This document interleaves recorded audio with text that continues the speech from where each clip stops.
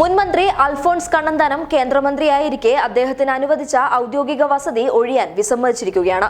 രാജ്യസഭാ അംഗം എന്ന നിലയിൽ അനുവദിച്ച ഫ്ളാറ്റ് പോരാ എന്നും സഹമന്ത്രിയുടെ ബംഗ്ലാവ് ഒഴിയില്ല എന്നുമാണ് അൽഫോൺസ് കണ്ണന്താനം ഉദ്യോഗസ്ഥരെ അറിയിച്ചിരിക്കുന്നത്. നിലവിൽ രാജസ്ഥാനിൽ നിന്നുള്ള BJP MP ആണ് അൽഫോൺസ് കണ്ണന്താനം.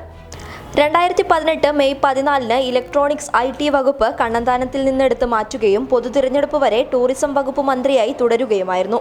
IT മന്ത്രിയായിരിക്കെ ആ വകുപ്പിൽ നിന്നും മന്ത്രിവസതിയിലേക്ക് എടുത്ത ലക്ഷക്കണക്കിന് രൂപ വില വരുന്ന സാധന സാമഗ്രികളും ഇതുവരെയും മടക്കി നൽകിയിട്ടില്ല. കേന്ദ്ര സഹമന്ത്രിയുടെ വസതിയിൽ കേന്ദ്ര പൊതുമരാമത്ത് വകുപ്പ് ഒരുക്കിയ സൗകര്യങ്ങൾ അപര്യാപ്തമാണ് എന്ന് കാണിച്ച് ബംഗ്ലാവിൽ അധികമായി 8 എയർ കണ്ടീഷണറുകൾ ഘടിപ്പിച്ചതും വീട്ടിലെ ഇന്റീരിയർ ചെയ്തതും IT വകുപ്പിലെ ഫണ്ട് ഉപയോഗിച്ചായിരുന്നു. ഡൽഹിയിലെ ചൂട് അസഹ്യമായതിനാൽ വളർത്തുമൃഗങ്ങൾക്കും ശീതീകരിച്ച മുറിയാണ് മന്ത്രി മന്ദിരത്തിൽ ഒരുക്കിയിരുന്നത്. ഒരു വർഷം മുൻപേ IT വകുപ്പിന്റെ ചുമതല ഒഴിഞ്ഞെങ്കിലും കണ്ണന്താനത്തിന്റെയും ഭാര്യയുടെയും നിസ്സഹകരണം മൂലം ഇതൊന്നും തിരിച്ചെടുക്കാനാവാത്ത അവസ്ഥയിലായിരുന്നു. ഇതിനിടെ ടൂറിസം വകുപ്പിൽ നിന്നും ഇന്ത്യ ടൂറിസം ഡെവലപ്മെന്റ് കോർപ്പറേഷനിൽ നിന്നും കൈപ്പറ്റിയ വസ്തുക്കൾ മടക്കി നൽകാൻ ടൂറിസം ഡയറക്ടർ ജനറൽ മീനാക്ഷി ശർമ്മയും ആവശ്യപ്പെട്ടിട്ടുണ്ട്. പൊതുതിരഞ്ഞെടുപ്പിൽ എറണാകുളത്ത് സ്ഥാനാർത്ഥിയായിരുന്ന കണ്ണന്താനത്തിന് കെട്ടിവെച്ച തുക നഷ്ടപ്പെട്ടിരുന്നു. തുടർന്ന് ടൂറിസം മന്ത്രി സ്ഥാനവും നഷ്ടമായതോടെ ജൂനിയർ MPമാർക്കുള്ള ഫ്ളാറ്റിലേക്ക് കണ്ണന്താനം മാറണമെന്നാണ് സർക്കാർ ഉത്തരവ്.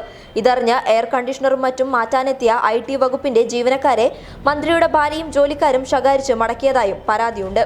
മന്ത്രി വസതികൾ അനുവദിക്കുന്ന ക്യാബിനറ്റ് കമ്മിറ്റിയുടെ തീരുമാനം പുനഃപരിശോധിക്കണമെന്നാണ് കണ്ണന്താനത്തിന്റെ ആവശ്യം. അമിത്ഷാ ചെയർമാനായ കമ്മിറ്റിയിൽ നിതിൻ ഗഡ്കരി, നിർമ്മല സീതാരാമൻ, പീയൂഷ് ഗോയൽ എന്നിവരാണ് അംഗങ്ങൾ.